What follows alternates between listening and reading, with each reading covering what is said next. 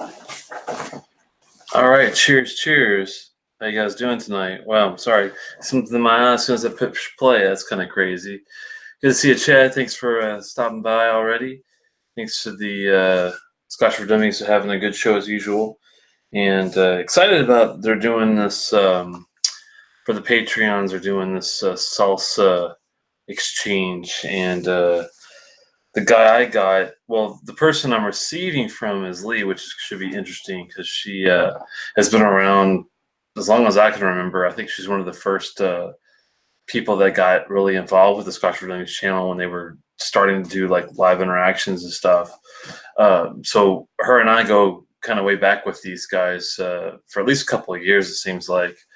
It's flown by. It seems like we just met these guys like not too long ago, but in reality, we've known each other for years. It's kind of strange, even if you don't live in the same city. It's a pretty tight knit community, thankfully. Good to see you Sunday evening, Scotch. Hey, just talking about you. I've got some letters for you. Open first and open last. I've been on the receiving end on some of these. Secret Santa type of exchanges where it just arrived. I wasn't planning on it. It just boom. I got this like sample of. Sometimes they get really elaborate and they can do like 5 different bottles A through D. Sometimes it's 3 A, B, C, D. I'm sorry, A, B, C like we're doing now, and it can get kind of.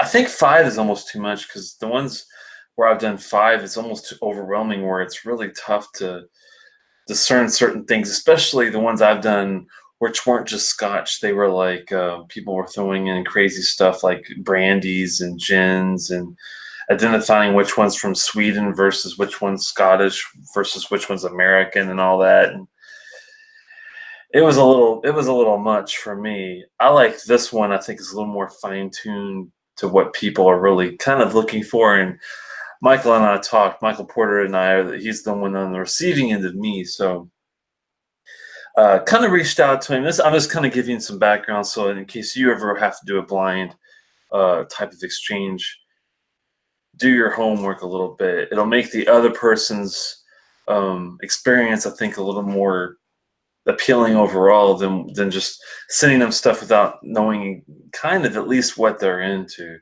For Michael, it was funny because I'm an Isle of Campbelltown guy mostly, but I also like a lot of stuff outside. And the more I've done ventures outside of Isle of Campbelltown, the more I realize I'm just as much of a fan of Speyside and Highlands and even some lowlands and islands and all sorts of stuff that I've never really thought of. Majority still probably like Campbelltown, but honestly, if I sat down and calculated all the other distilleries, I'm sure it kind of evens out even for some of the Speyside lowland type stuff that I have found that I like. So with this, I picked 3 that I personally would give a 4-star rating off of. I'm not going to send somebody a 2 or 3-star whiskey. What's the point? Yeah, I might send them some decent stuff that an average, drinker might appreciate.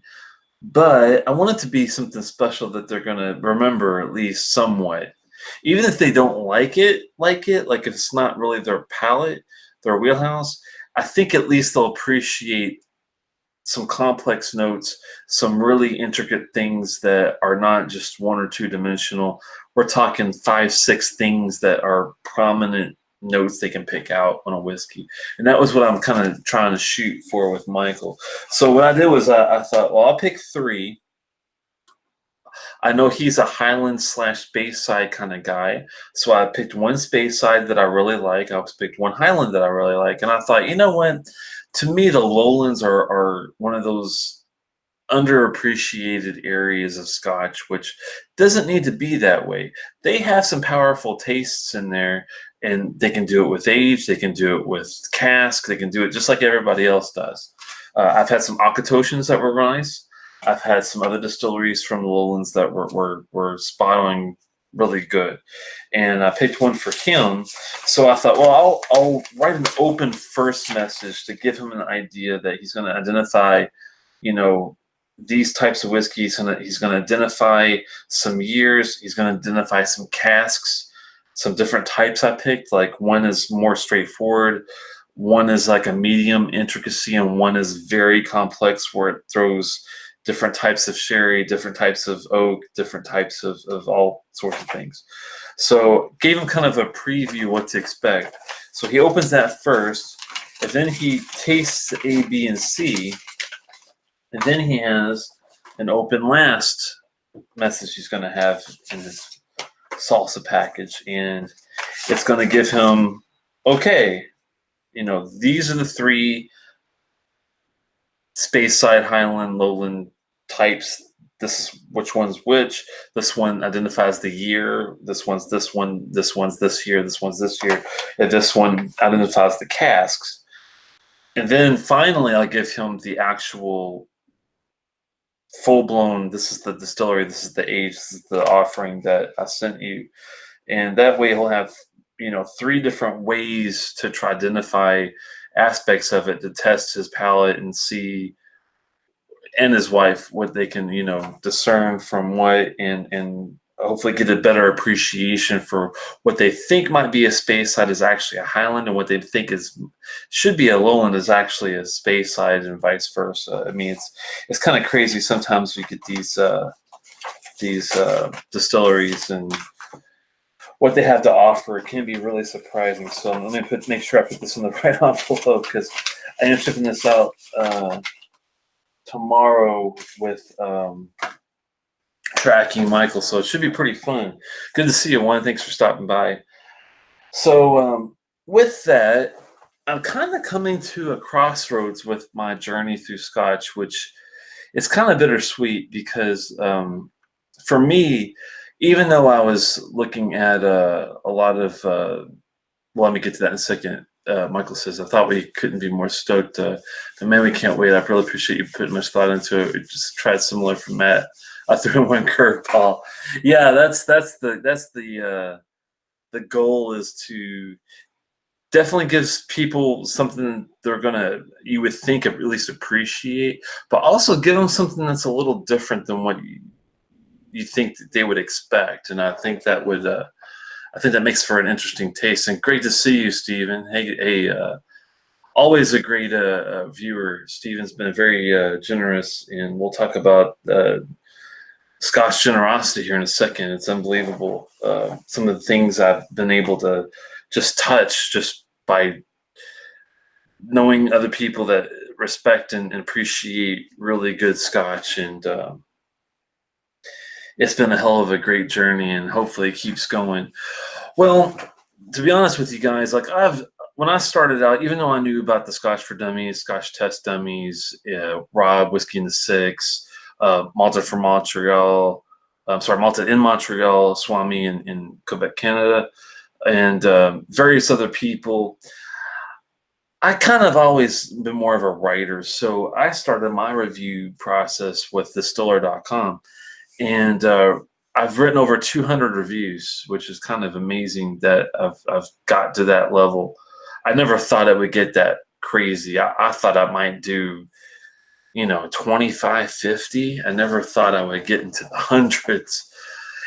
With that said, also after meeting some of these guys, hanging out, and knowing what it takes to kind of have a, somewhat of a channel and a little bit of a following, started doing the reviews on here, and I've had a good number. I haven't sat down and counted all the bottles, but we have done a lot of distilleries, minus the ones I've done distiller that I haven't done videos for.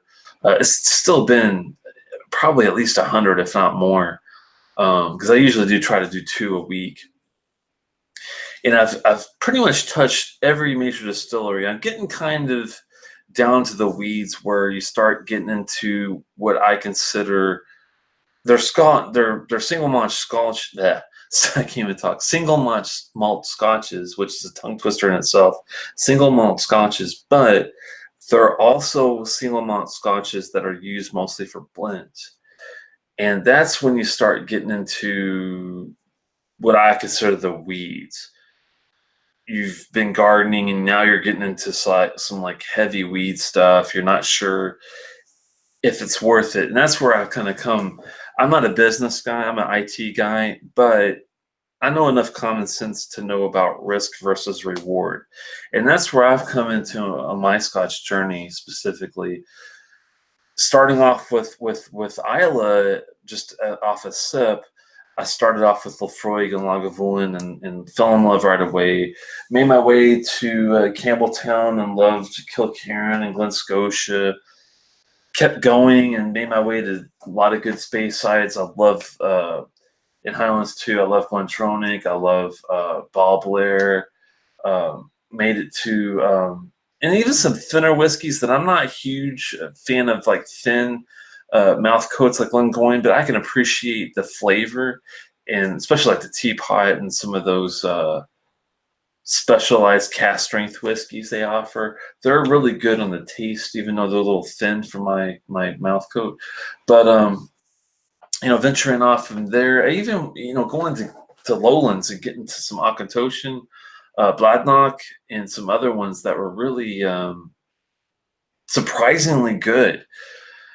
And once you've hit a lot of these, and you're getting down to like your Glen Spays, your Glen Ords, Glen Elgin, I think is how you say it, Glen Keith, all your unnotable Glens, I guess is the way to say it.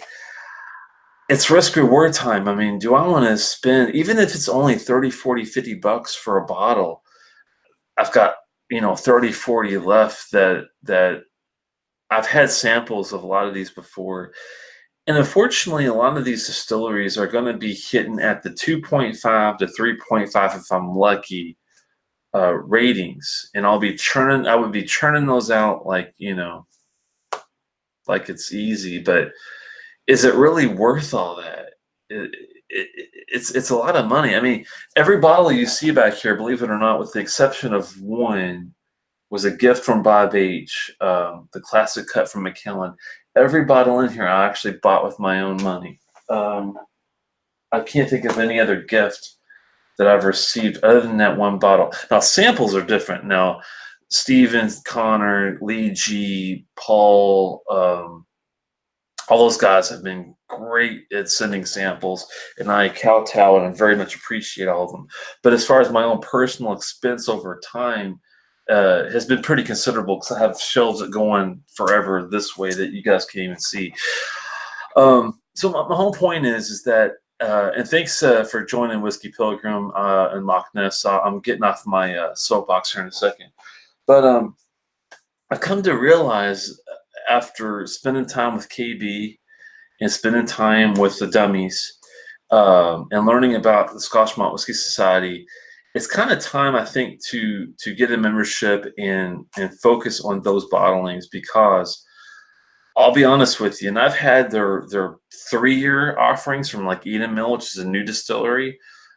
We've had Laphroaig's, we've had Ardbegs, we've had Glen Scotia's, we've had Bowmore's, we've had Dalmore's, and we're talking like distillery offerings are kind of hit and miss with especially with Bowmore. I mean, I'm an Isla guy, and I'm not knocking Bowmore. I love Laphroaig. The guys the Beam Suntory guys, I'm not harping on you. It's just that and this is not just me, most people seem to prefer an independent bottling of a Bowmore than they do a distillery. I don't know if it's Rachel Berry. I don't know what's caused this to happen, but it's happened. I hope it doesn't happen with Glentronic, because if it does, we're going to have problems. That's a whole other story. Anyway, with Old Pulteney, classic lineup, 17, 21, beautiful. New lineup, 15 I like, 18 I'm not really on board yet. The Ball Blairs I haven't even touched yet. Love their old line. 1989 we just recently looked at. Oh my God, one of the best whiskeys I've ever had. The 99 and the 2003 are even solid offerings. But some of these distilleries are really kind of missing it when it comes to their. So I think I'm going to focus on a lot of Scotch Malt Whisky Society bottlings, and I think I'm going to lose a lot of people to view. But I never really had a huge following anyway. I've got under 300 subscribers, so it's not like I'm pushing, any numbers with that. I've always been kind of niche, kind of outside the box, trying to find, that distillery that no one's heard of that has a great bottle, and Bladnoch was one of them. I've had some really interesting new ones from Elisa Bay, great new distillery, just an inaugural that was outstanding. I've also had some really horrible ones. Aventurg, horrible inaugural release. I wouldn't touch it with hands that have gloves the size of Montana. It's just not worth it. Sunday Evening says, great points all around, Telex. Totally agreed. And yeah, I can't say enough good things about Scotch Malt Whiskey Society. We just joined last October, and I purchased, I think, 10 bottles of them for it, and they're all fantastic. And that's my point. And Chad says the price has jumped on Old Pulteney, and it's been disappointing. And that's another thing. Yeah, I mean, sometimes when you look at shipping and some of these prices on these Scotch Malt Whiskey Society bottles, they're kind of frightening. But they do offer some really nice. There might not be the oldest age bottles. They're around 11, 12 years old. But you can find plenty of offerings under $100, easy. $80, $70. I see them all the time. So there's no excuse to not. If you're kind of scared of that, because I do occasionally see a $500, $550 bottle, I'm like, wow, that sounds down good. I'll never be able to afford it myself, but that I'd jump all over if I had the option. And we'll be trying one of those tonight with courtesy of a great guy in New York, and he knows who he is. He probably never watches my show, but he's much appreciative. That's KB. When we were up there, I had a chance of. We had to sit down, try like 12 different bottlings, and we did it justice. We cleansed the palate after every one. We had water, we had the drams, we had a glass for every bottle that we had, and every one was good. It was at least a 4-star whiskey and above, and that's the catch with these Scotch Malt Whiskey Societies versus these distillery offerings. And this is why I'm kind of moving away from going towards Glen Keith and Glen's Bay and Glen Ord and Glen fill in the blank. I want to try those distilleries, but I want the best that I can get. And for risk reward, I think Scotch Malt Whiskey Society is the best avenue to get a good Glen Ord, to get a good Glen Keith, and to get a good, even Dalmore. I hate to say it, Dalmore. But if I'm going to drink a Dalmore, and if I'm going to spend over $100 for it, I'd rather get the Scotch Malt Whiskey Society version of it than the 18yr or some of the other ones, just because the price difference is so crazy. And one of these that we had, and I was lucky enough to take a sample home, and that's what I poured earlier, is a 29, which is Laphroaig, 0.249, which is the cask offering that they got. And I did write some notes on here. It's hard to see because it's been so long since I was up there, but looks like it's a 48.6 ABV. Some other information, but the good news is if you take any Scotch Malt Whiskey Society bottle and you just pop it in like SMWS, and then I put, for example, this one, the 29.249. The first link that comes up is from the Whiskey Base, which is a really good one that I think Broda actually showed me for getting some of the cask information on specific cask deals. This Laphroaig is a 21-year-old. It's called Sweet Black Tea in the Surgery. Which, how can you go wrong? I've got my black tea. I've got my surgery. What else do I need? 1996. Man, that's like a couple years after high school for me. That's like college years. Second fill Pedro Jimenez Hogshead. That's specific. That sounds good, though. Man, can you imagine a Laphroaig with a second fill PX Hogshead? It's like having a Laphroaig PX cask on steroids, because this is a 48.6 compared to a, what is that one? I think this is a 48. Yeah, 48. So I mean, it is comparative. This is a little bit higher, but that one's a non-age statement. This one's 20 years old, 21 years old. Damn, you know. Um, the average value. Now, this is what they're, I think, based off of shops that they have online, and this is going by the euro. $183.12. Sorry, 183 euros and 12 cents euros. So that's going to be around 200 bucks at least. I'm thinking. If I did a 180, we'll do a 183 euro to USD. That, if I could type, wow, that was horrible. 183. I don't know how I completely screwed that up, and it's really not even late. Wow, 183 euros. Oh, $203. So I'm surprised, actually, it's not a lot more. I would consider that bottle to be worth, I'm thinking somewhere like 250 to 300, but we'll get there in a second. So we're going to take a look at a Laphroaig 21-year-old, man. Second fill PX. We're also, I was lucky, and sometimes I get lucky with these Scotch things. I've won things from Scotch Test Dummies, Scotch for Dummies, and various other shows that I'll just watch. And if it's answering, trivia, I'll get lucky usually and get something. And this time I forgot if it was a trivia question or why I won. I think it was like a raffle. But this was from Molly, the dog at Scotch for Dummies, which is outstanding. It's too bad she can't have more pretzels. I've heard she's on a diet. But Molly's win was a Scotch Malt Whisky Society bottle of 3.305, which is a 52.8% ABV, specifically a bottle in 2017, but it's a 28-year-old Bowmore first fill ex-bourbon hogshead with a PX finish. And man, that sounds specific, and man, it sounds outstanding. I've had it sitting out for about 20 minutes. Getting close to 25 minutes, so it's about ripe for the taking. It's called the Sense of Perfection, and it's a beautiful bottle.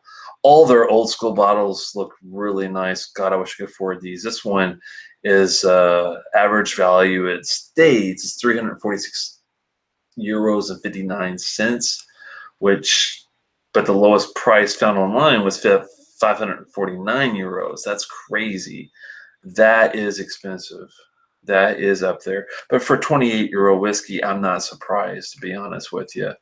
Now, before I've even had the versions that KB has had, which are the nicer, higher-end ones, I've had some run-of-the-mill, what you would consider run-of-the-mill Scotch Malt Whisky Society bottlings. One of them that came to mind was one that was a compote finish. And it actually had compote in the title. I'm going to look it up because I remember it was a Cragganmore, I'm pretty sure. It was a 37, spiced fruit compote, 37.110. This thing is beautiful. They might even still sell this. I'll have to look it up, but 140 bucks, it is expensive. But I'm telling you, for a 15-year-old, and I think it's a Cragganmore. I have to look at what you can do for Scotch Malt Whisky Society bottles is just go online and do a search. When you join, they actually sent me an updated list that has ones that are closed versus ones that are not. Very nice people. I spoke to Brianne on the phone for a while. She was really nice. Ben is like the US guy. He's on the Scotch for Dummies channel a lot. And never spoke with him myself, but he always seems to be pretty on the ball. But hopefully whoever you deal with is good. I've had a good experience so far. This one is the 37, which on their, Cragganmore. So I think I might have said Craigellachie, but Cragganmore is the distillery. And that was one of the first ones I ever tasted, and man, was it good. I was like, for 15 Cragganmore, and I've had their Distillers Edition, and it was okay. It was more of a 3.5 star dram. That was a 4.5. I'd say 4.5, easy, if not 4.75. I'm leaning towards a 4.75. This is memorable. It's not peated. It just has some really nice fruit, some really nice savory stuff going on with the toffee and the fudge, and I mean, it was just spot on. And they have the best descriptions for their tasting notes because they're very, very specific. And usually they pretty much nail it. I mean, they have guys that are been doing this for years that go through it and give it to you. And what makes it tough though is there's only 72 bottles of this stuff. It's not very much of it, but 55.9%. If you can get 70, 1 out of 72. It's definitely well worth it. That one was the first fill PX hogshead cask, and these guys know what they're doing. I'm just telling you. I never had. I mean, I've had Linkwood, I've had Eden Mill, we had Dalmore. I mean, everything was pretty damn good. At least a 4-star, if not 4.5. And that's the reason why I'm kind of getting to. A lot of people like Adelphi. I never tried any of their independent bottlings. I'll have to look at that. Some people I have heard have said that they're really good, and I've never tried it. Steven's saying Cadenheads in Scotland is really good. I've never been. I've heard people been there have had good stories. Signatory has had good ones. I think I might have had a Signatory that I have liked before. Gordon McPhail's have been decent. I've had good ones, and a connoisseur's choice of a Strathmill I wasn't too keen on, but hopefully it was just the distillery and wasn't the independent bottling. But Seal Cast Nation, I don't think I've heard of that one. I'll have to dig deep and see if I can find out about Seal Cast Nation. Now, I have had a Black Adder before. My friend Tosh, he's a local DCian, and he turned me on to the Black Adder. They have some really nice, they're always high ABV and always a good cask, it seems like. I've been burned by classic casks before. There's a couple I just didn't really get into, so I've kind of, not too jazzed about some of those. So that's one, even with independent bottlings, it's like I've never had a rough time with Scotch Malt Whisky Society. And exclusive malts, they're not around anymore, unfortunately. You can't find a lot of their stuff still if you're lucky. I know a local place in Maryland's got a boatload of their stuff. They have some good independent bottling offerings. But if I'm going to start a collection, and that's what I'm looking to do, is to collect, one from each distillery, I think I'm going to still go with the Scotch Malt Whisky Society just because they have a good numbering system. They do mix the wealth. They don't just stick with, the best selling distilleries. They have all sorts of strange ones, closed ones. They pretty much run all over the place, and they go all the way up to like at least 135, 36-ish, with the exception of a mix of a couple in there, but most of them are all Scottish distilleries, and I'm sure they're still looking for new ones, like Ardnahoe and some of the newer ones, Elisa Bay, hopefully, if they don't already have an offering. Looks like they don't have a number yet. And some of the newer ones that are popping up all the time, Daft Mill is another one. I don't think I see a Daft Mill listing in their system yet, but I'm thinking it's probably just a matter of time because they've got all the big players and all the old distilleries too, like Pittivac, and they've got Lochside and Dufftown and Strathmill, and even some of the newer stuff like the Inchmurren, the peated Loch Lomond. I just did the 18 recently of the last show. They have an Inchmurren 112 series that sounds really intriguing. Sounds pretty good. Michael's saying that's the big thing I love about them. I've never had a Glentuckers before trying them. Also, Macklemore and the Strathlisla were new.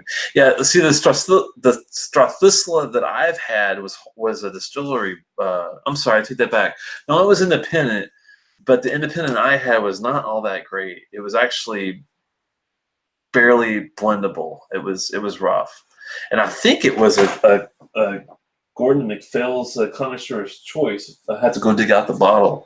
I put all my independent bottlings away, where I don't even look at them, but I think that's where that was, and I would love to try a SMWS version of Stock Thistle versus the regular one.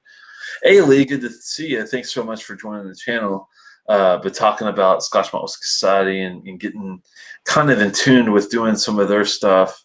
Probably going to lose some viewers, unfortunately, but this is more of a gathering of really fine-tuned Scotch drinkers that already knew what they liked, what they don't like, and what they're looking for, just to kind of get some like specific news out and talk amongst the people and get different opinions out there and whatnot. So a lot of talk. We've been talking for a half hour and we haven't even said anything yet. So let's start off with the Laphroaig and go to the Bowmore next, because the age factor and I don't know, maybe I should start off with the older one first. I think I actually might, because there'll be more peat on the younger Laphroaig than there will be the older Bowmore, I think. So we probably should start with the Bowmore, even though it might be a better dram, or it also is probably a little more delicate, more refined. I try to start off with those before I go to more heavier or more intense or more peated or whatever, drams. I am having a little fun with another win that I had won a long time ago from the Scotch Test Dummies. They were having some sort of I don't know, giveaway winning of some sort. So they had these dragon glasses, and I really like these. I poured the Bowmore in this. The reason I like these is it's almost like, to me, and some people get, I think, caught off guard by the look, but it's got a nice tilted feel. It's actually hard to knock the glass over. You can knock into it, roll it around, and it'll always land on the side. That part I really like. It has a really nice opening, so it's got an opening of air so it can decant a lot of the whiskey for you, but you still have a directed way to get this, to get that sniff going on. Ooh, wow, man, that is so good. Let me move this over so I'm not distracted by all these great scents going on. Yeah, we're gonna start with older Stephen, and yeah, Chad, I'm a Campbelltown Olive fanboy nerd too, and that's why, when you hit the core and you hit all their great offerings. I've hit everything from the old school Kildalton and Our Verdes to the Kelpie and the Dark Cove and the Grooves and the Drum, and Ardbeg has got some really great stuff. But now, and since Ardbeg doesn't do a lot of independent bottlings, they're real particular on who they let do some stuff. I know Chieftains has some Ardbegs that are independent. I know the Exclusive Malts, very seldomly, but occasionally will do one. But Scotch Malt Whisky Society has some Ardbegs out there that I would love to get my hands on to try. Because I sure as hell can't afford their regular 20-something distillery stuff. So maybe there's a couple 15 to 21-year-old versions out there. Hey, Dram Dude, California, good to see you. Sitting down with, hey, Swami, I was just talking about you a little while ago at the beginning. But yeah, you guys have probably missed a lot of what I was talking about, of why I'm kind of getting away from the distilleries and I'm going towards SMWS bottlings pretty much. I think going to be a primary focus. Just risk and reward, cost effectiveness. It just makes the most sense for me. I just don't see another way around getting to some of these other distilleries and still enjoying the bottle, because with these, I got a chance of a 4 to 5 star with the distillery versions, I get a chance of a 2.5 to 3.5. Usually, when you get to like the Glen Keiths, Glen Spays, Glen Burgees, Glen Ords, Glen fill in the blank. So that's the modus operandi for the evening. Ah, mine. It's finally great to see a good. Now, mouth coats in this glass are a little tough to discern. That's the only downfall to a dragon type glass, is that, with Glencairn, it's a lot easier to see that distinctive leg run that you're looking for. You can get it, but it is a much tougher thing to discern. It smells outstanding. I mean, for a 28-year-old whiskey, you would expect it. It's I'm really happy to see a non-distillery version of Bowmore. I have had their recent, like, I did like the number 1 was really good, but the 18, the 15, 12, a lot of them are really thin on the mouth coat, which they're also kind of thin on the ABV. Glen Orgies, yeah. It seems like there's probably one out there's a Glen something for everybody, but the nose on this is great, powerful, but you expect it because it's 52.8 and it's 28 years old. So I mean, it's kind of hard probably to find a fault in it, but hopefully the mouth coat's thicker than a typical Bowmore. I can't really tell from the glass, unfortunately, but from a nosing perspective and from just something a little different, I do recommend the glass. But if you are looking for more visualization on how the whiskey kind of fades, you're going to miss that on this one. But on a typical Glencairn, this is the Laphroaig, you can definitely see that.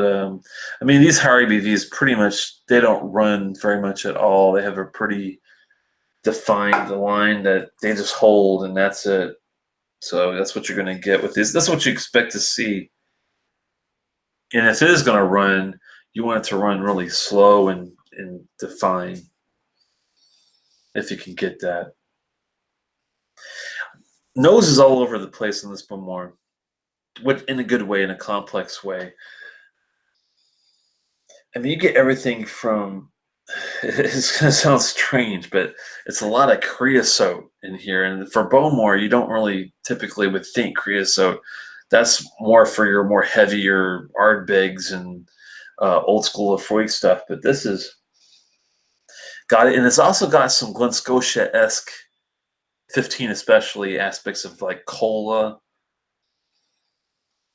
Some really nice basil, floral notes. Herbal, I should say, not floral, herbal notes. So there are some really over-the-top medium fruits in here, oranges, strawberries. You do get some peat smoke, but it's extremely subtle. I'm sure the age is probably playing into effect in this. And this is where I kind of get torn. Yes, it is the sense of perfection. Been good to see you. I talked to Brianna when I joined up the other day, and I was a really big fan. And I was just talking to the guys about how I'm kind of going to focus on Scotch Malt Whisky Society bottlings now, because the distillery offerings just aren't doing it for me. Risk reward, type of thing. It's funny because it reminds me, if you took a Glen Scotia, a really good version of it, like a 15, and also a really old Ardbeg, like a 20-something Ardbeg, and put them together. Thanks so much for stopping by, Ben, as well. It's good to see the support from Scotch Malt Whisky Society. And I'm glad that I took the gamble of coming on board, because it took me a while. I was about 6 months of trying different bottles of different shows. Whiskey, not Whiskey Fest, Whiskey something. What was it called? You guys had a show it was a Whiskey Fest here in DC. last year, about 6 months or so ago. Very well done. That's where I had that spice compote. I had another Laphroaig that was really good. It was I want to say it was a 20-year-old ish, and I also had a local almond Inchmarin version of something. It was okay. It was probably my least favorite of the three, but the Laphroaig. But that Kraganmore that they had, that spice compote, holy Jesus, it was one of the best scotches I've ever had. I told KB about it, how much I loved it, and Bob H, and I think they ended up getting a bottle of it, and they really did end up enjoying that spice compote as well. It's too bad there's not a whole lot of it more out there for people to pick up. It's on one hand, I'm glad you guys don't do a hell of a lot of marketing, but on the other hand, it's like it's too bad because you probably would sell a whole lot more of it if people knew about your stuff. Yeah, the shipping is very it's tough, but it's cast strength whiskey. That's where you run into the problems, and I'm hoping to God that someone in this administration, in a future administration, in some administration, will take a look at these ABV shipping laws and revamp them. Because just because my whiskey has 54.7 in it and the other guy's is 40%, doesn't mean to me that you should tax me any more money on it. You know, that's the way I look at it. Man, grapes even lots of, and there's heavier fruits in this too. The grapes come in, black currants, juicy as all hell, smoke. And I had to think on this one, Scotch for Dummies. I'm not sure if you got this one from KB, but if it's from KB, man, I really appreciate the shareage on this one. And I ordered my first bottle from them. Will arrive tomorrow. SMWS, and it's going to be a Glenlivet. It's a 2, which is their distillery number. It's well, look up the newest one. They're only offering one Glenlivet, I think, right now. It's a Dramaval something. I forgot what the name of it is off the top of my head, but really looking forward to it because I am a fan of Glenlivet as a distillery. I even like their distillery options of 12, even 15. One of my favorites is the 19 Age Discovery Bourbon. If you ever get a chance to pick it up, I see one local to me. Don't buy that one, but if you see it anywhere else other than Maryland, feel free to pick one up. It's actually pretty good. So I'm looking forward to seeing what the Scotch Malt Whisky Society has to offer with the Glenlivet. I can't wait for tomorrow for it to arrive, and I'll do a show on that one maybe next time if I'm still doing them. Hopefully, there's enough interest. If there's not enough interest, I won't do them. But yeah, Dram. If you ever get a chance to try it, you got to take the step. It's very well worth it. I'm not sure how the shipping is in California. I think that you guys could get it pretty easily. If I can get things done in my area, I think you can too. And Swami says he hasn't had enough independent whiskey to say it's any better than distillery. But yeah, I think you'd be surprised on a lot of these what I call excuse me blended distilleries. The Glen Keats, the Glen Spays, the Glen Ords. Excuse me, the ones, McNamara, the ones Linkwoods, the ones that you don't normally see in a distillery version aspect. Sometimes you get lucky to see a 12 or an old Flora and Fauna bottling. You might get lucky. Blair Athel's a good one. The Altavania, Althrosk, Altmore, all those, you run a real big risk when you get to distillery bottling versus these guys, because these guys pick the best casks and they know what they're doing when they pick them. They're really good. I think that's just my own personal experience off of the 30-ish, I'd say 30 different bottles I've experienced of SMWS, and not one was below a 4-star. I mean, it's just the way it is for me, at least. Let me show your comment here. It's Sunday evening that got filtered for some reason. I need to check out the Glenlivet. I love the Nandura 16. Yeah, they have. If you go to Scotch Malt Society in America, they have a #2 bottling, which is Glenlivet, for sale now. I think it's around $80, if I'm not mistaken. Ben, let me know if I'm off. At the most, it's like 120. But I thought it was closer to 80. But it's definitely around 100 bucks. And let me look it up because I'm talking about it so much. Might as well pull it out here, and then we'll get to a taste on that. But the Glenlivet that they've got. So if you do a search on SMWS, is the easiest way off Google. First link is the regular out in Scottish version. The one you want is the USA because that's where they actually do the shipping and give you the information of what you can get. Once you get there, you just go to, let's see, on the first page even they've got different casks. Just do a search on codes. You click on whiskey, basically gets you to the ones. It's a shame that #3, the Tempting Trilogy of Taste, is out of stock. That sounded really good. I can't believe it's out of stock, and that makes me sad. So I gotta try that one at some point. A Dram of All Reasons is the one. It's 120. It's an 11-year Glenlivet.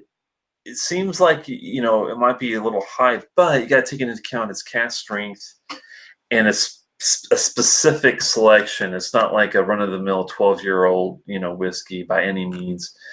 And I'm such a big fan of what I've had from them, so I'm thinking that it's time for a souped up version. So I'm thinking that it's probably worth it. There's 10 left. That's not too bad. Probably get a good chance of getting one if you're interested. They also have a bunch of other ones up there. I can't wait to start just collecting different ones. And unfortunately, I'll probably not be able to afford some of the $500 ones, of course, because they're just crazy out there when you do the shipping. But there's definitely enough to hang. Chad says he got to sample out that cold bucket of marshmallows. I think that's the Glen Scotia I had. Is that? I think. Let me take a look, because if it is, I'll share the amazement of what I had with it too. One second, marshmallows. If I could type 27. No, that's not the one. 93, I think, is the. Their Glen Scotia code is actually 93, so that's not the one I was thinking of. I have had that though. I think that was one of the ones that KB had at his place that he was going through. So if it's 27, let's take a look. I believe that's a familiar Isla one. So we'll just do SMWS codes. 27, and we're looking at Springbank. Wow, that does sound good. I think I might have had that one at his place, but we went through so many different whiskeys at that point that I was just, it was almost overwhelming to try to keep track with them, and they were all good. Swami, no, they're not paying me for anything. I just got hooked on it after taking a look and being very cautious before I pulled the trigger. Like I said earlier, and I'll do a quick recap, I've tasted over, 250 distilleries. I've had 12 years to 21 years of most distillery bottlings that are available. I've kind of run the gambit. Even though I don't have a review on video of all the ones I've had, I got over 200 written reviews at distiller.com. So I've kind of run the gambit on distilleries. Now I've got like 30 to 40 to go. Risk versus reward. It didn't seem worthwhile to go for distillery options anymore. If I'm going to pick an independent bottler, I've had good and bad versions of Alexander Murray. I've had good and bad versions of Gordon MacPhail's. I've had good and bad versions of just about anything with the exception of a couple. And the two that I've always had good experiences with are exclusive malts, which don't exist anymore, which you can still find though, and Scotch Malt Whisky Society. It's just the way it is. I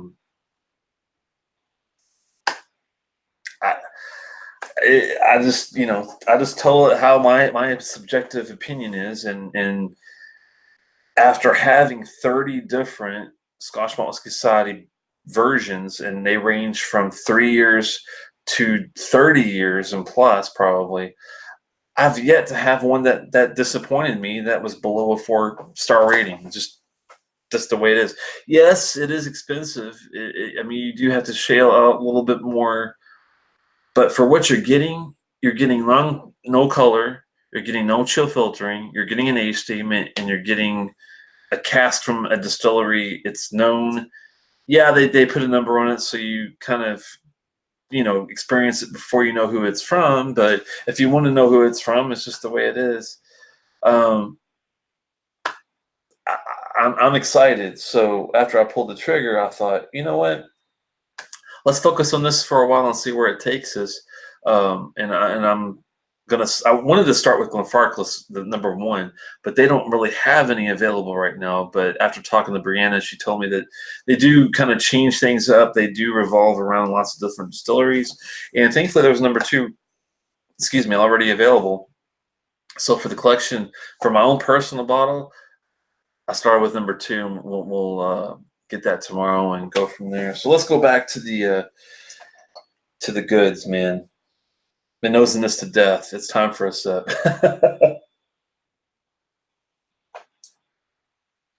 We're going to neat. Don't need anything. Wow.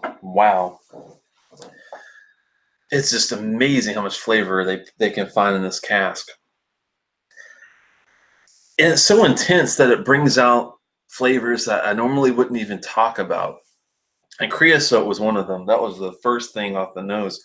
And the palate is not much different as far as like really nice smoke / almost like a rope, like a leathery dungy. I'm sure I'm getting it from the age. The age is not hard to find in taste at all, which is a great thing, because sometimes you get these refined whiskeys that you have a taste and you're like, this is 18 years old, this is 21 years old. It doesn't seem like it. It seems a lot younger. Thankfully with this, even though the taste is powerful, I can detect the age from the get-go. And just from one sip, another reason I love what they do is the finish is profound. It's long. It's got a nice mouth coat to it. Could it be heavier? I'm thinking, but that might just be a Bowmore characteristic. It might be hard to get a real heavy mouth coat from. Let me see another taste here.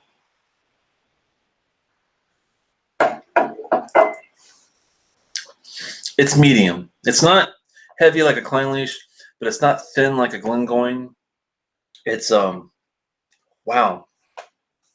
And the interesting thing about their whiskeys to me is when I get a good taste of it, it's like nothing else I've ever tasted. I can't compare it to anything else, but it's outstanding. Whatever I find, this tastes nothing like any Bowmore Distillery version I've ever had. Is that bad? Hell no, because I'm not really a big fan of their regular bottlings outside of maybe the number 1 in I don't know, when I first had the darkest, 3 years ago. At first it blew me out of the water. But once you've been around the block for a few times, you go back to it, you're like, wow, this is a thin, decent tasting, 15-year-old sulfuric whiskey is kind of the bottom line. Can they do better? And for a reasonable price? Yeah. And this is a good, I think, example of, this one is a bit different. It's on the high end, but very well done. I definitely get the sweetness from the PX finish on this. It's amazing because you also get all the woody notes, the oakiness that you would expect from a first fill bourbon. So This was nice. I think the reason why this does so well is because it checks all the boxes. If you're an Isla fan, it checks the box because it has the power. It's got the smoky peat. If you're a fruit fan, it's got the heavy strawberries and cherries and black currants and grapes even in it. It's very complex, medium to heavy fruit. If you're the oak guy, if you need some woody elements in your whiskey, it's got that for you. I'm not sure if it's just solely American. I'm suspecting this is just a straight up American. It's ex-bourbon hogshead, but it's got those woody characteristics that you can get and appreciate. Laphroaig Cast Strength is a great whiskey. Whiskey Ace is talking about there. Looks like something about Florida.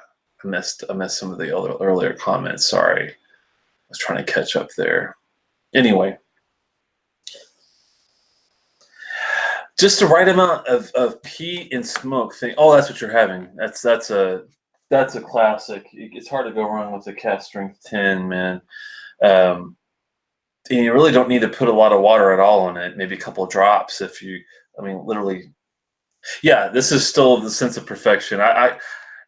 Scotch at this caliber, I could go on for hours. I mean, you could pull notes all night, and that's not even. And that's just neat. I didn't even add water to it. So let's add one drop, and I'm talking. We're gonna get the finite kind of one couple maybe drops to just get a couple molecules flowing here. See if it opens up anything else, which I'm sure it will. I mean, especially if we give it more time, which we don't have a whole lot of. It's already 12 o'clock, but I don't have any time limits, really.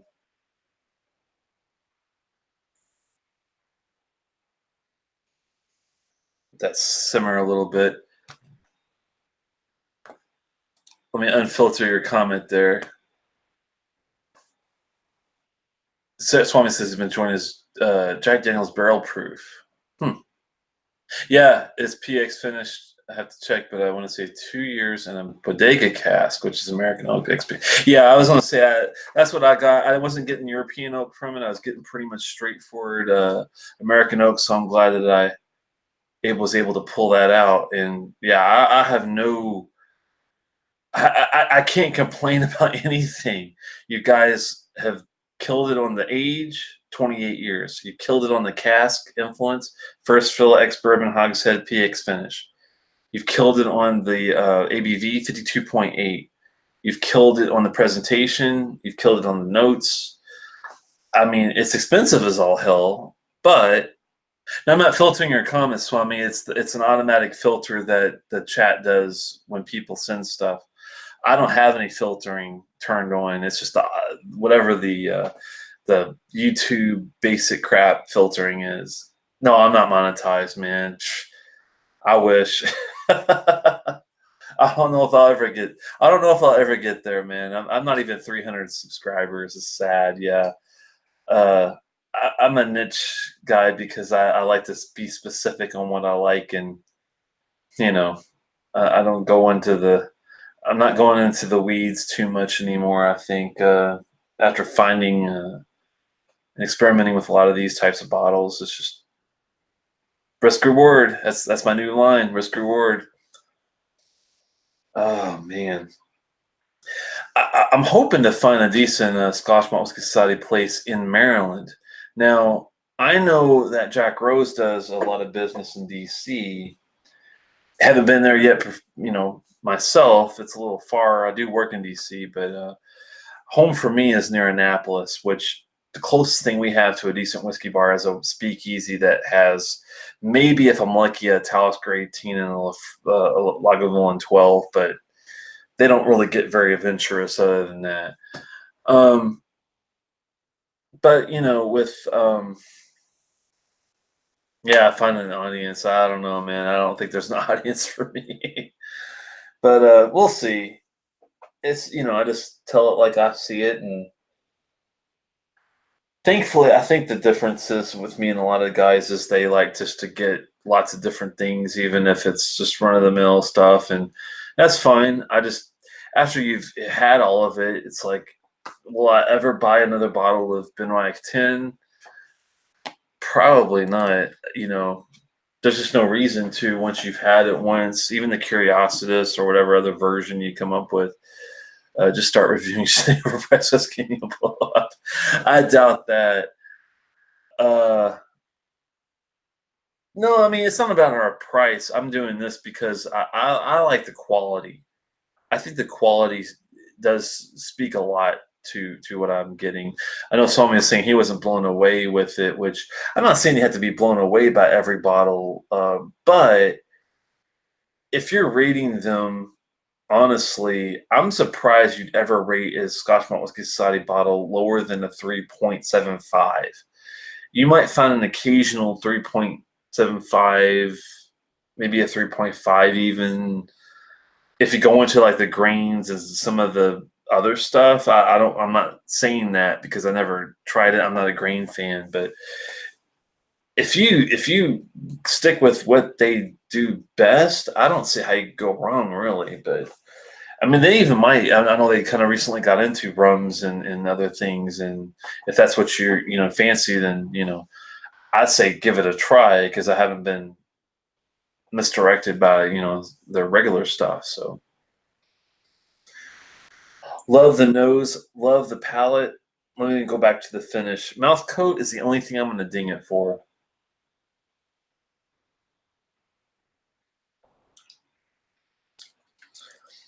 Water didn't make any difference, probably because I didn't put a whole lot on. It's really hard to mess with a really great tasting, neat cast strength whiskey.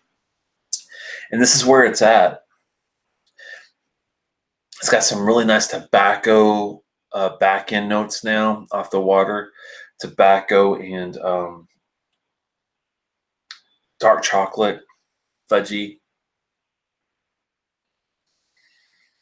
It's quite close to perfection. I have to agree with them on the name.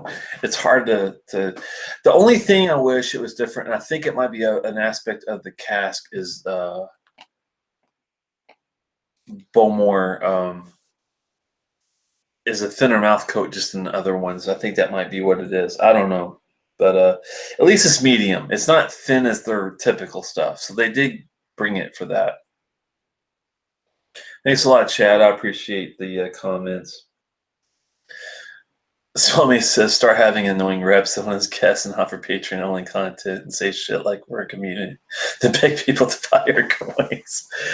Well, I don't think that's going to happen because Ben's more than welcome to join me for any dram he wants to do. But Ben's like probably the only one that would ever really want to even come on since I'm kind of focusing on this kind of, this kind of deal. Patreon, I turned it on, but no one ever came on board. I never really had enough content to justify setting up all Patreon stuff. Yeah, it's better because you can get more money out of it versus YouTube, but I can't even do Super Chat because I don't have enough, the 1,000 subscribers. So that's not an option. So, like I said, every bottle you see back here is paid for by me with the exception of one bottle. And that was a gift from Rob H. So samples, I've been lucky enough. People have been very kind, but true bottles of enjoyment. My first one of this is going to come tomorrow, and I'm very, very excited. Telex says I tune in every Thursday. I appreciate it, man. Cheers to you too. I enjoy yours, and I got to catch up with some shows for Swami. I've been very bad. I did recently catch the Scotch Test Dummies that were doing a couple live shows over in Isla. I got lucky to catch that, but I've missed a lot of fellow YouTubian shows. So check out Malta Montreal if you get a chance. It's definitely worth a visit. Likewise, Whiskey Ace I think has a channel, and definitely check him out. All right, let's get to the next dram before people fall asleep.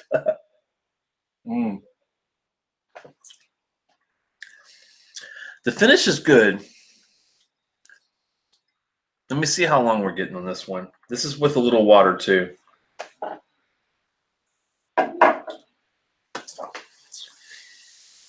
I think I definitely would classify it medium. I'm trying to think how long I'm going to go because it is drying. It's a drying finish. Hey, Nick Port, good to see you, man. You're late to the party, but any time is good. Your channel doesn't suck, Swami. Shut the hell up. You're an idiot. In a good way. I'm just messing with you, man. We're all idiots to an extent. It's funny, but now I'm having a good time. All right, let's get to the next one. Which that one's glorious. I've got a lot left. I'm going to savor every little ounce of this, Ben. You guys did a hell of a job with this, the Sense of Perfection. But I'm telling you, I am going to enjoy it. I've had it before, a sample a long time ago. I'm going to revisit it, and I'm sure it's going to be enjoyable. But yeah, you guys nailed it with this. Mouth coat could be a little bit better. I am going to thank you for that. 4.75.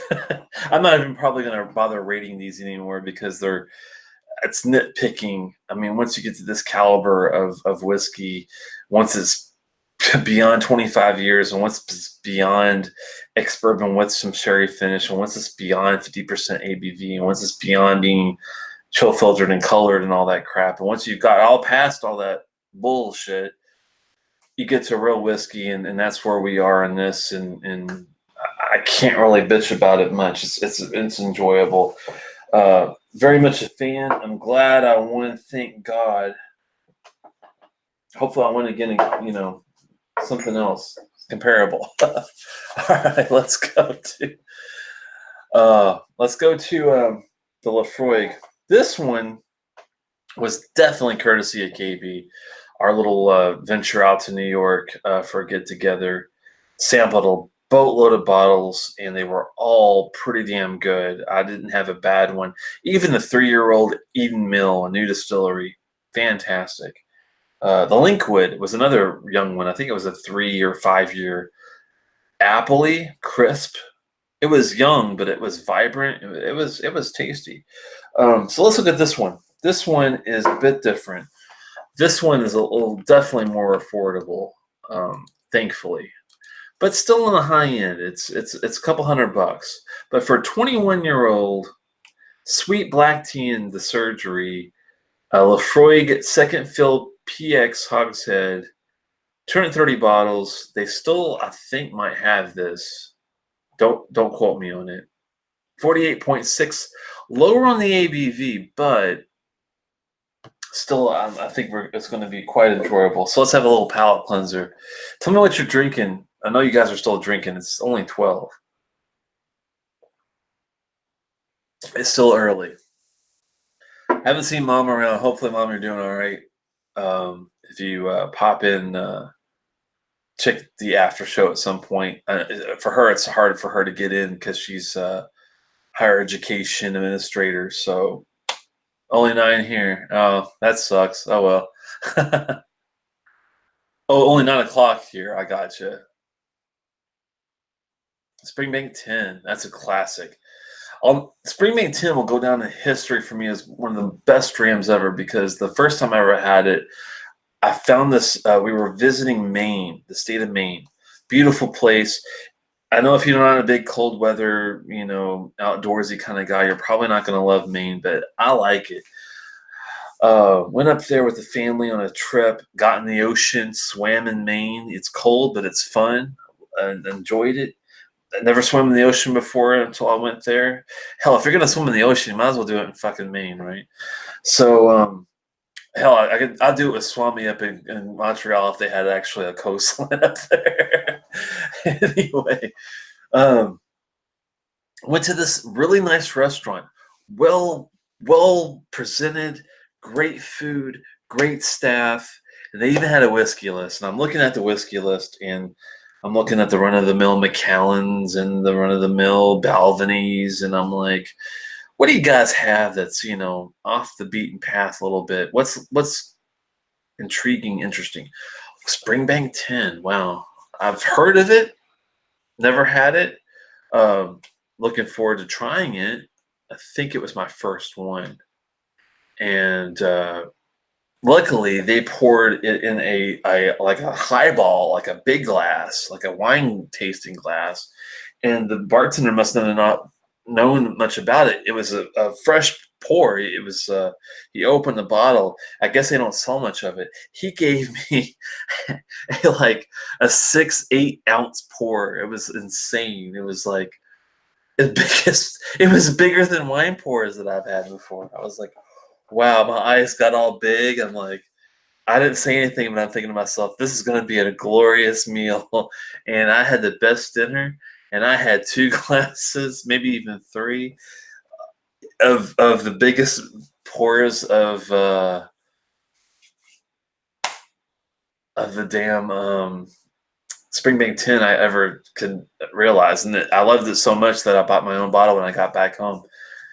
Let me unfilter Swami's chat here. Here we go.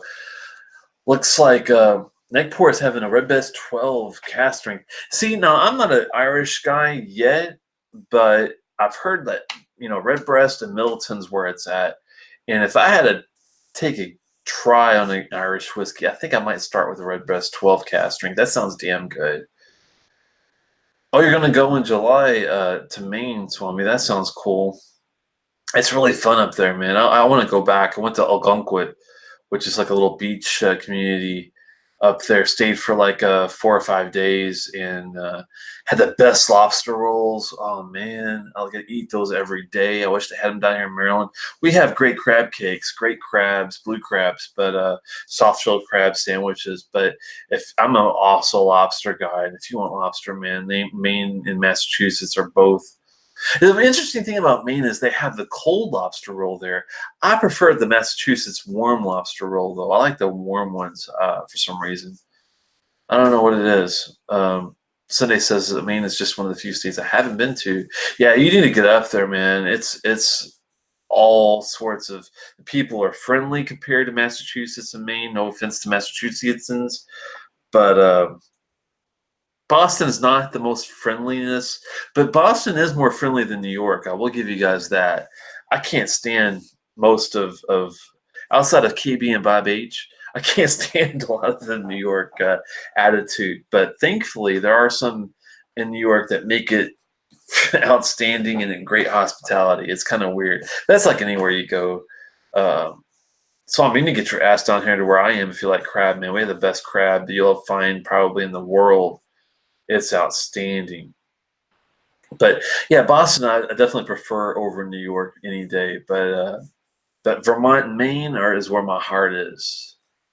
Maine is like being in Alabama. Yeah, you're right. In a northern way, I'm more of a southern guy, so I can kind of identify with Alabama easier than Maine. But Maine does have aspects of that real kind of old school country kind of deal. Native New York and California. I bet you that was a culture shock.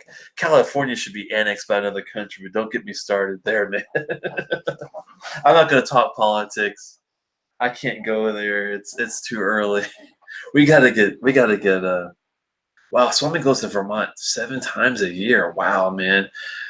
We must like the same shit, Swami, because if I could have a second home outside of where I live now, and I do like where I live, but if I could have a summer home, I would go to Vermont 3 months out of the year, any way I can. And he hopes Bernie's my next president. I'm sorry, man, but I mean, I'm not the biggest Republican or Trump supporter, but at the same time, these socialists scare me, man. I'm sorry.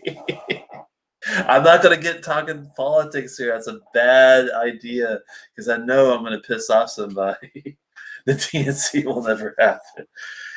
Yeah, to get away from the old school Democrats like Clinton and Biden, man, it's going to be tough. Biden's going to have a firm grasp on that motherfucker, I'm sure, before long. He's gonna just like bear down on AOC and Warren and all these guys. I think it's going to be pretty crazy. I can't see if Chad, if you're giving the thumbs up for socialism or if you're giving it the finger. Which one is it? I can't tell. Maybe if I hover over top. Oh, middle finger. There we go, Chad. I'm with you, man. The people are the means of production. Hey, I'm not saying they're not. I'm down with the people, but I want the people to work. I'm not afraid of, to hang with the people. The people are my people too. But you better be willing, just like I am, to go out there and do whatever it takes to make a living and not just, sit by on Uncle Sam. Those days are over. Let's talk whiskey. Good point. Anyway. Oh man, this is a bit different than that last one. That last one was more of a rich, heavy fruit, light on the smoke, light on that deal. Ooh, okay. So let's look at this. We're looking at 1996. Just got out of high school. I graduated in 94.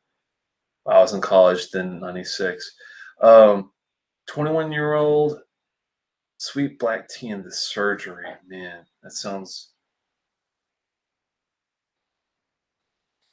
pretty much nailed it.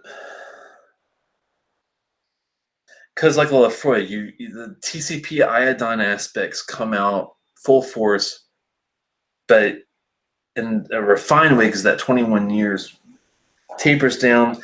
Do I wish it was a little more peaty and smoky?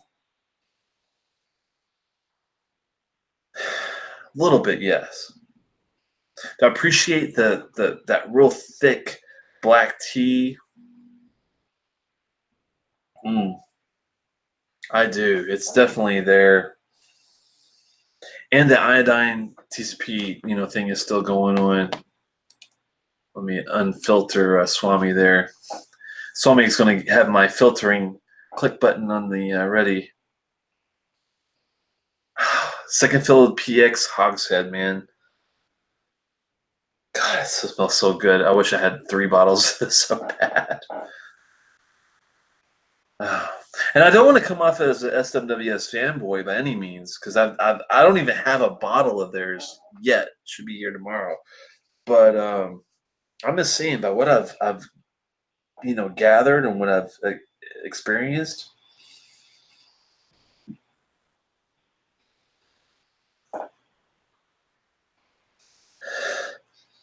Some nice tar, some real good tar. Think of a Tar Heel, like a thickness with some licorice. And I'm not a huge licorice fan by any means. I don't do Twizzlers, black or red, but this does have a nice, on the nose at least, a black licorice-y kind of Jägermeister-y kind of back end deal. Uh-oh.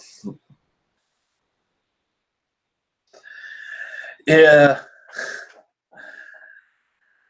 Ben's funny. I'm glad that they noticed. I'm surprised that they noticed that I was going to be doing a Scotch Malt Whisky Society offering, but some nice bacon. But you also get pixie sticks in here. It's crazy. It's like all over the place. I got bacon. I got pixie sticks. Bam, bacon pixie sticks. How could you say no? Swami likes to fuck with the rebs. Yeah. I do sort of. I'm a little less a little less evil than Swami probably, but not by much. I'm impish. Swami's like the devil, and I'm like freaking. Who was the bad angel? Was it Gabriel? I can't remember. I should have studied more.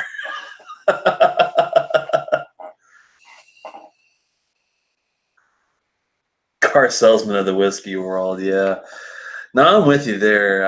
I'm not big on especially the worst of the reps that they can sell something, But when it comes to knowing their own product or knowing really any aspect of it or appreciating their own product, being able to dive into it. I mean, if I was lucky enough to be a salesman of a brand like Bunnahabhain, for example, let's just go. I mean, Bunnahabhain is probably not my favorite distillery, but they're one of my top favorites. They're in the top 5, top 10, easy, maybe top 5. And it was just spur of the moment, pow in my head. So if I was going to be a rep for Bunnahabhain, I would be the 12. I would know inside and outside. Like I could recite every nuance of the 12. That should be a given. If you can't do that, you're not representing the brand very well. Same with the 18. I would be all over the 18. It's a core offering. You better freaking know it. But I'll also dive into some of their off-the-wall stuff, like the 13 Marsala finish. Very nice almondy marzipan notes going on with that. The Kalbanach, the Choychek, the new Choychek, the Choychek Aha, and the Elena Grena, the Krokvona. I would get into everything they offer. And I would be able to tell the guy, oh, you like Glen Scotia? You like Springbank? You got to try the Bunnahabhain Krokvona because it is a very similar profile. Oh, you're more of a red wine cask guy? You like the Kilchoman red wine, the red wine cask matured? You should get the Elena Glena. It's the red wine equivalent for Bunnahabhain. And it's spot on, glorious. It's great.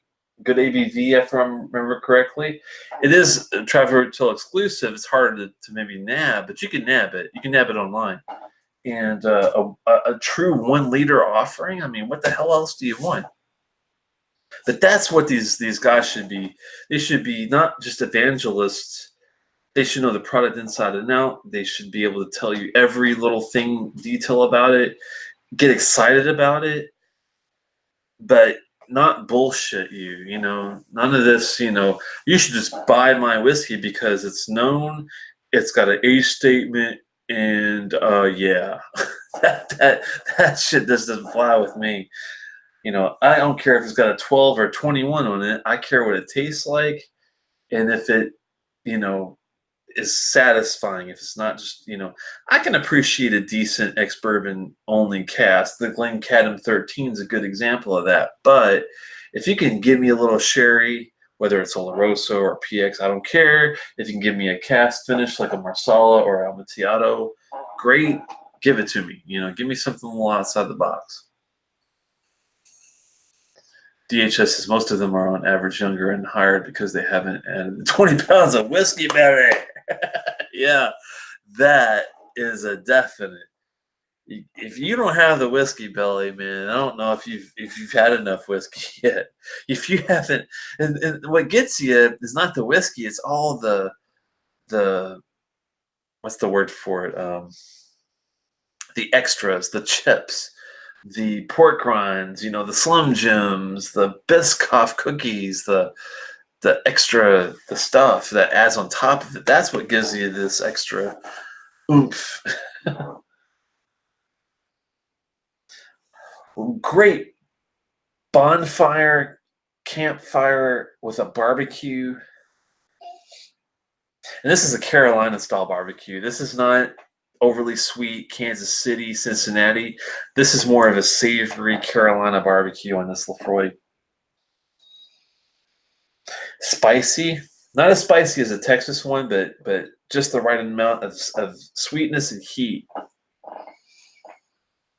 Oh, just jonesing for a sip. I remember loving this when I was at KB's, just having a sip of different things, and it stood out as one that if I'm going to take something home, this is, pizza that you order after 6 drams. Yeah. And they should pay us for the time we give them. That's true. I wish that was a factor in some of it, man. I really do. Because I haven't seen a dime. I mean, other than the gracious KB / Stephen Connor / Lee G, Generous Paul, Scotty, Prane.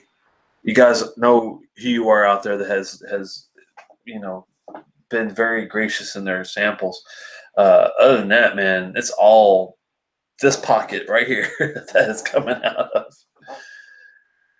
Pizza's great for lunch the night before a night of whiskey. Too much whiskey. Yeah, you want to do pizza before, not after. Pizza's like a palate obliterator, is what I call it.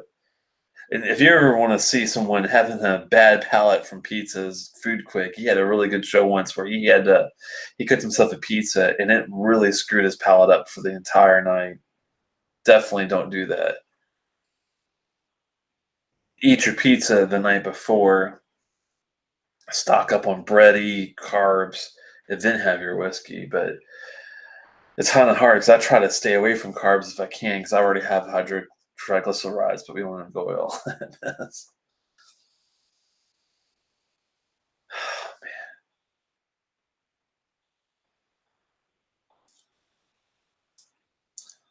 Nice mouth coat, medium at a minimum, if not even better. Mm. Oh, the earthy tea note is definitely playing through. Really nice mix of saltiness and sweet together. You get this rush of maritime brininess from what you get from Laphroaig, also with some really nice sweetness, salty pretzels, toffee, butterscotch, some savory salmony notes too, fish. Not as deep as a Ardbeg Kelpie, but you get what I'm going at, like a Western European breakfast almost. 21 years, man. This one, price wise, if you can still find it, I'm not sure if it's still going for around a couple $100, but if you can find it, I think it's worth it. I love the nose. Spot on. Best aspect probably is the nose and the palate.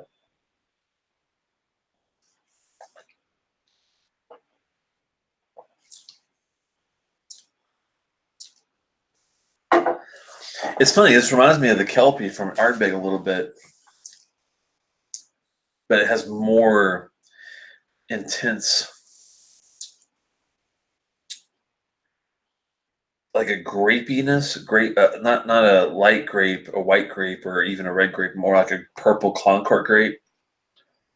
Some cola aspects come in too. Wow, just like the last one had a little bit of cola in it. Goes into some nice medium chocolate, milk chocolate, leaning towards the dark, more savory versus sweet, which is a good thing in this. It's funny. It's second fill of PX, and it does have sweetness, but some of it reminds me of Oloroso sherry, but it's not overly spicy though, like an Oloroso would be, which is good. I like the PX a little more usually than an Oloroso. I gotta be in the mood for Oloroso Shelly to really get into it.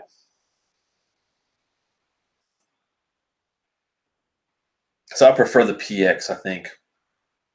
When I'm looking at Deanston, I'll go toward the PX, even if it's a 10 versus versus like a older Oloroso, 20-year-old Oloroso. I'd rather have the 10 PX than I would a 20 Oloroso. I'm not sure what it is. I mean, it's the sweetness factor. They're really heavily spicy Macallan sulfuric sherry stuff. Sometimes at first I like it, and then once over time it gets a little much for me where I'm kind of like, I'm not sure if I'm into it as much, but the PX usually works out for me subjectively better than an Oloroso over time. Ooh, nice white pepper on the nose. It really wakes you up too.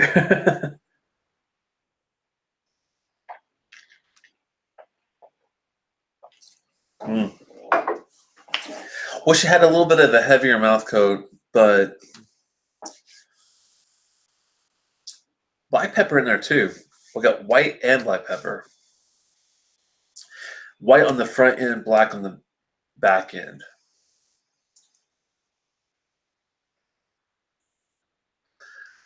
And it's funny. It's not as TCP iodine medicinal as a lot of Laphroaigs. I mean, it's there, but it's subtle. I think because of the age is 21 years. If it was more of like a 15 to 18, it probably would have more intensity. ABV is pretty good though. 52 to 53 will probably make it even better. I'm not going to bitch though.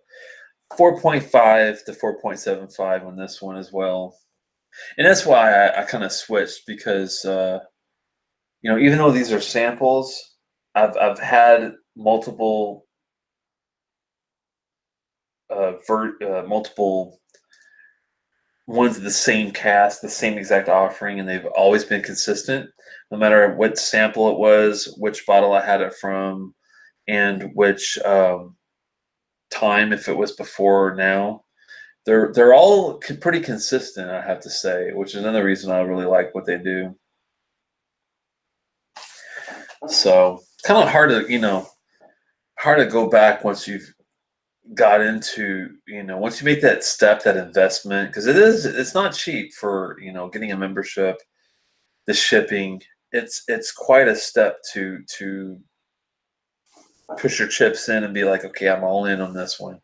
But I figure, I'll ride it for at least a year, see what I can get out of it, and I have a feeling that I'll be in good shape. See where it leads me.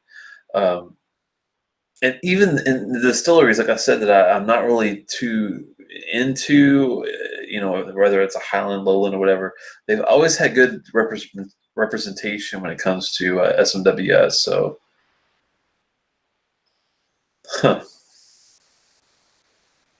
get some really nice woody notes come in. The longer it sits, you start getting more of the oak in the back,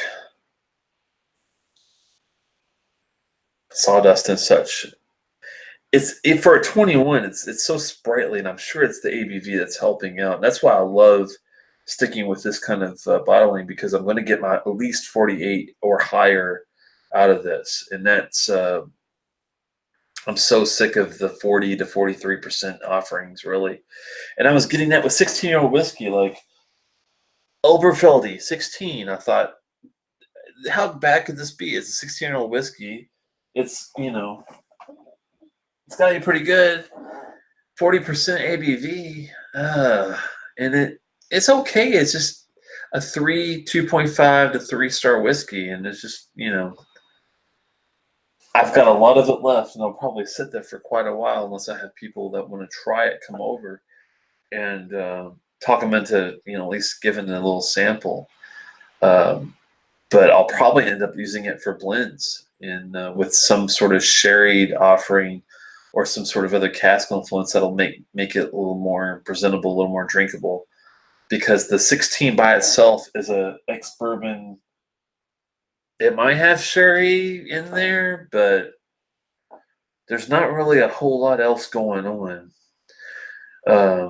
So I'm saying it's super cheap. Yeah, I mean, I'm not saying it's a bad buy per se, but I'm just saying if you put it up against a Springbank or a Kilhoman or a Glendronach or a Ball Blair or a Highland Park, it's a 16-year-old per their 16-year-old is not even in the same ballpark. But it is good for beginners. That's what Swami. I'll agree with you on that. It if it's a non-Scotch drinker who's a bourbonette, a bourbon night, a bourbon fan, or a gin or a vodka guy, and they're interested in trying whiskey, specifically Scotch, Oberfeldy's not a bad opening, maybe, but I think I'd rather give them a Dalwhinnie 15. In fact, if the price isn't bad on an opening, whiskey, or a Clynelish 14, or a Glencadam 13, or something like But even a Lucky 13 has a lot more going on for it for the price taste factor. I think I'm kind of like, what's the word, jaded, because I'm just not a huge Highland fan, period. And I think that's a Highland, if I'm not mistaken. I had to look it up. Eberfield, I think it's a Highland. Most Highlands just don't do a lot for me. But there are some that are surprising. Like, when it comes to, I think, I'm trying to remember. I think Bernreich is the space side, right? But I'm trying to think of some more. I mean, Glenlivet is a decent Highland, I think. Glenfiddich, that kind of thing. So those are the ones that I probably would go toward. But yeah, I mean, I like all regions, but the ones that I'm kind of like iffy on are the Highlands, I would say, more so than anything else. Even Lowlands, I've had a better response with than Highlands for some reason. Highlands are just so light; they're very light comparatively to. Yeah, Glendronach is one of those Highlands that is like, I don't know if the word for it is misnomer, anomaly. Glendronach is an anomaly for Highland because to me it's much more Speyside-esque. It's fruitier. It's more sherry influenced. It's more intense. So I think that that one's a surprise. But typical Highlands though are just they pour like the peated Highlands and the Speysides. I've yet to have a peated Highland. Maybe Balvenie. I think that's a Highland, isn't it? Going off memory, it's tough because the Speysides and Highlands I get mixed up a lot. Balvenie's got some nice peated stuff, but other than that, like the Glenlivet stuff I've had peated, I thought was horrible. Tomatul peated, horrible. And I've had some good and bad ones. Trying to think of other peated Highland-esque type stuff, but I like peated Highlands and Speysides. Highland Park makes great whiskey, just has shitty prices. Dumbass marketing. Swami, I can't disagree with you. Well, the only thing I can't speak. Well, the reps, the ones that I have met have been a little pretentious and a little bit higher than might, higher than thou, holier than thou, higher than mighty kind of thing. Not too big on the Highland Park rep thing. The marketing to me is kind of. I see pros and cons. I mean, I think they do okay on the bottles, the look of it, the presentation. I think is okay. It's that part's well done. I don't like the overwhelmingly Viking. Yeah, the DHS is on it. The Viking stuff is getting out of hand. The number of NAS offerings, I think, is getting overwhelmingly crazy. The Travel Retail exclusive stuff. I mean, I appreciate having an option for a 14-year-old, a 16-year-old, and some of the things that you don't normally see on one hand. On the other hand, I don't want to have to go to fucking Italy to get a bottle of 14-year-old Highland Park either. I'm never going to fly to Italy probably in my lifetime. Most likely not, sadly. No offense to Italians, but I'm probably not going to venture very far from the motherland because it's just not a good idea in these days and times to go do a lot of traveling. If you can, not do it. Thankfully, ordering, I could probably figure out a way to get it, but it's just crazy. It's too much. Focus on the core. Get a 12, get your 15 and 18 set. I think they did that, so I give them credit for that. focus on a 21 and a 25 and get it set. I think they do have that as well. 21 they're lacking because they used to have a 21. They don't have a good 21 anymore. HP needs to re-release 21. I'd say that's easily purchasable. Other than that, all this other stuff and Thor and Odin, and you think of a Norse god and put it in the blank. That is, I don't know. I mean, if it's affordable, which it's not really, I would be more into it. But 300 plus, and like, I don't know. 21, I'd love to get my hands on. It's just not really out there much anymore. So I mean, I can't find it. I've never seen 21 in a store. I've always seen 25. I've always seen the 18. The full volume is good. It's just ex-bourbon though. That's the only knock on the full volume. I wish it had more of a sherry or another option, but yeah, $900 is just stupid for the 25. Especially when you get. I had an exclusive malts 25 cast strength, and it was an HP 25 for $300. Why even go to the distillery version? Makes no sense. Get the exclusive malts cast strength 25 HP. You'll be happy as hell. It's a no-brainer with that. But anyway, wow, did I go through? Oh, I was gonna say, where's my dram? Yeah, a lot of these need to have more focus. I think some of them have too much money to throw at marketing. I think that's HP's downfall, is they've done so well.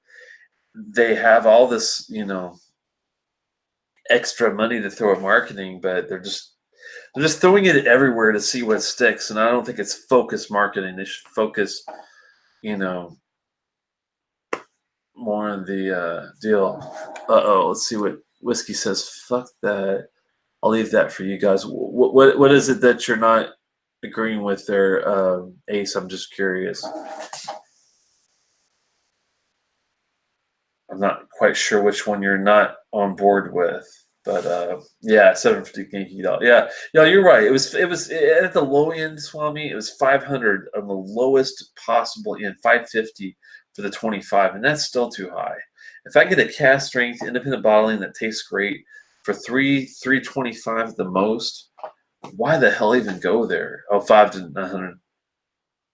$9,000 bottles. Yeah, that's just crazy. We're not going there. No.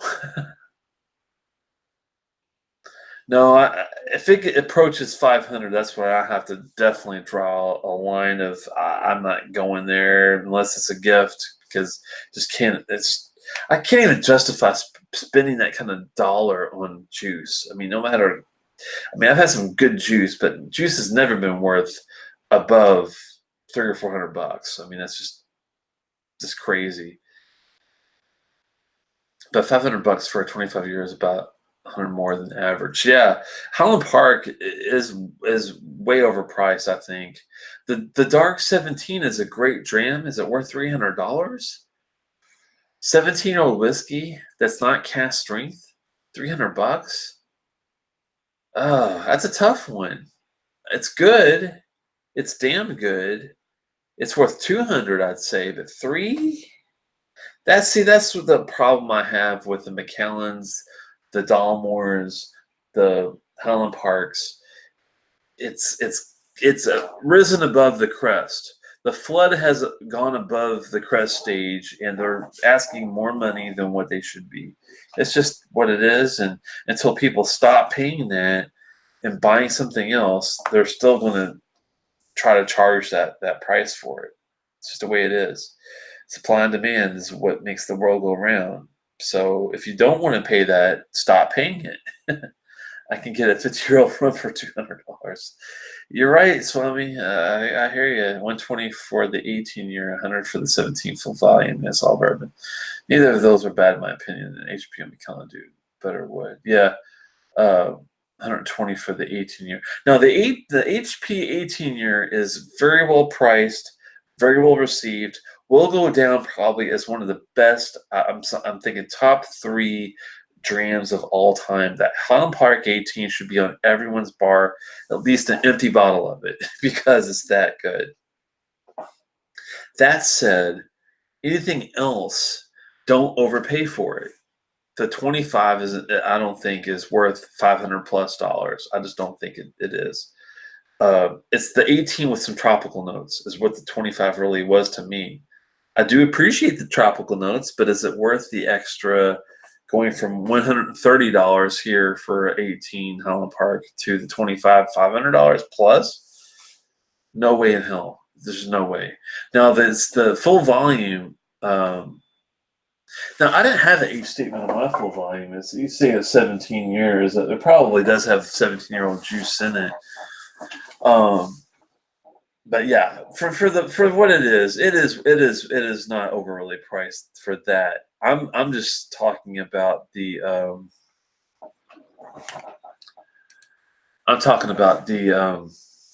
outside above 18-year-old Highland Parks and the one-offs, weird like Odin's, Thor's, things like that, Fire Ice.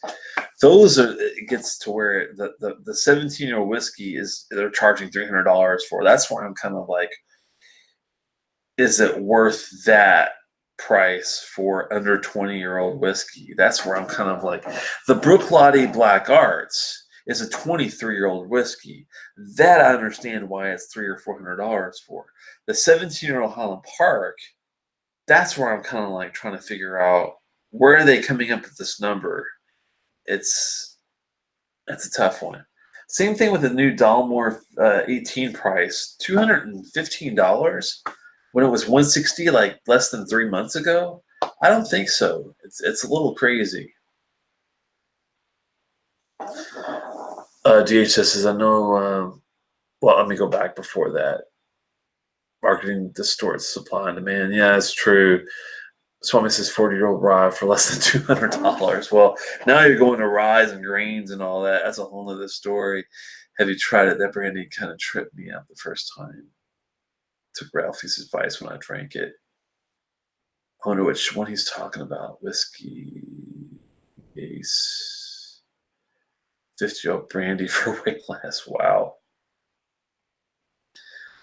I know Mike from Mike and Billy's says he buys a 25 every year, more than 4 bottles. And so there are some lovers of it. Yeah. Wow. That is impressive, man. They are buying like the Highland Park 25 for that many bottles at that price.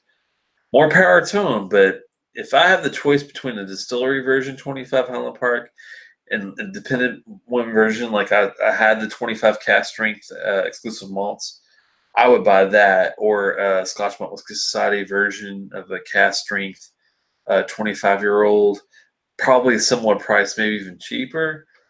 I'm gonna go for that. But Swami's right, though. The secondary market has completely fucked the whiskey drinker. It's sad. It's amazing what kind of prices we're paying for some of this stuff. It lists when it was barreled and bottled. You can do the math. Yeah. Secondary market is just crazy. It's toilet cleaner, according to Swami. I'm not going to go that far, Swami.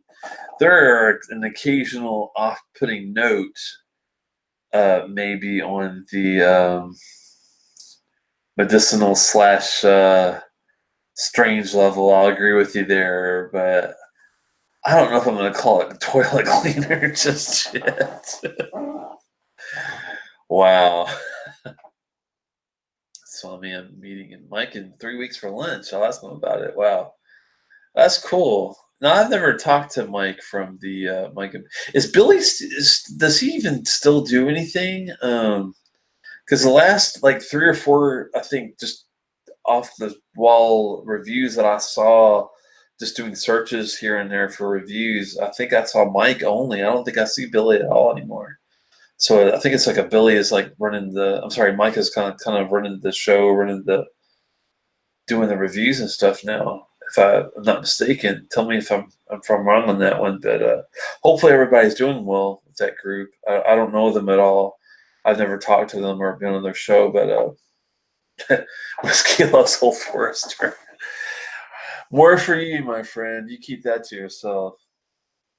Well, let's go for another sip and score and a finish and deal with that. Billy has left the show. I think it's just due to real life. Yeah, it's hard to do this consistently all the time. Keeps you wear a fake beard, pretend to be Billy.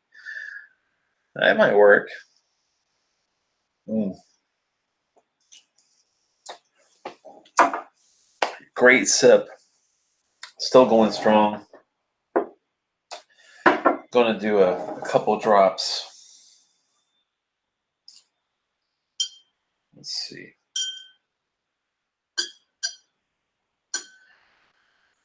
Couple drops just to see. Wow, I really love the salt-covered pretzel with chocolate fudge in this Laphroaig. Really good on the thickness of the tar and the creosote still going on. And you really get that out of these higher ABV Islas to me.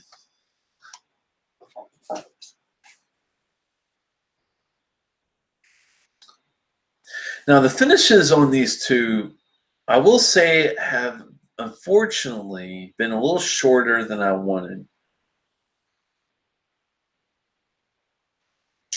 They're medium, but I mean, hell, a Lagavulin 16 finish goes on for hours. That's the tough thing. That's the only thing I'm gonna neck, other than maybe a thin mouth coat. They also could be beneficial on having a longer finish that's not as drying. Now, it could be the type of sherry. PX might be more of a drying sherry finish. Not my, issue though. Thanks a lot, Swami, for stopping by. I appreciate it.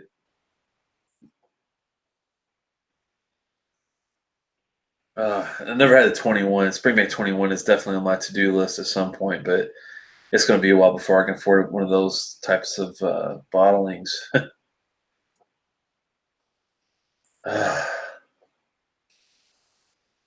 Love the dankness I'm getting off this. This almost has like a Springbank-esque Dunwich Warehouse feel to it, even though it's Laphroaig. I don't typically get that from Laphroaig. Laphroaig does have the medicinal, the hospital TCP iodine thing, but this also has really nice Dunwich, danky, not cork taint, but, pleasant thickness of the bog of the peat is deep.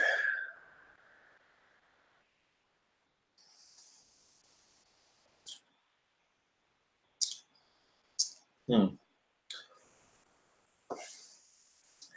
bring the water might bring a little sweetness out. Might tame the hospital iodine a little bit, which I actually enjoy, so I don't want to see that go away. But if you're looking for more of the chocolatey, savory, fruity aspects of it, the water does bring that part out more. So it's worth the voyage if you're looking to play with it and get more stuff out of it. That's another reason I like their offerings here with the SMWS is the fact that the 48.6 at the low end of their ABV, all the way up to the 50s and 60s, they give you a lot more room to play with a couple of drops of water. Makes a big difference when you're spending, that kind of money, $100+ on whiskey. You definitely want bang for it.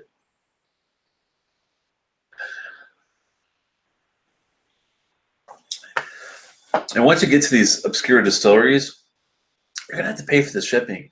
And even if you go to distillery bottles from like Whiskey Exchange or something, you're gonna have to shell out for the shipping. If you're gonna shell out for shipping and bother with buying something that's $100+, you might as well go with something that's going to be good. And that's why I like these guys.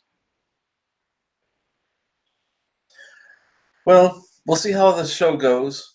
We might get a few views here and there. Might get a ton. Who knows? If it goes well, we'll do more. If I only get a handful, I might still, turn the camera on just to enjoy a dram and shoot the shit with you guys and go from there. But I've really fine-tuned what I know what I like. I know what I'm looking for. I know where to get it, and we're gonna ride this wave for a little while and see where it takes us. So far, so good. I'm really looking forward to that Glenlivet bottle coming tomorrow. We'll do a show on that possibly. Have another sample. I think maybe I could throw in on the side, maybe a Daft Meal, a new winter release that just came out recently. Excuse me, they're a new distillery. Since SMWS doesn't have any Daft Meal yet, maybe we'll look at their first inaugural release to see how that goes. Heard great things about it.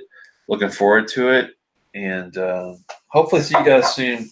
Do have to telework tomorrow, so we got to shut it off. It's 1 o'clock in the morning, guys. Have fun, and cilantro for now. I'll see you hopefully soon.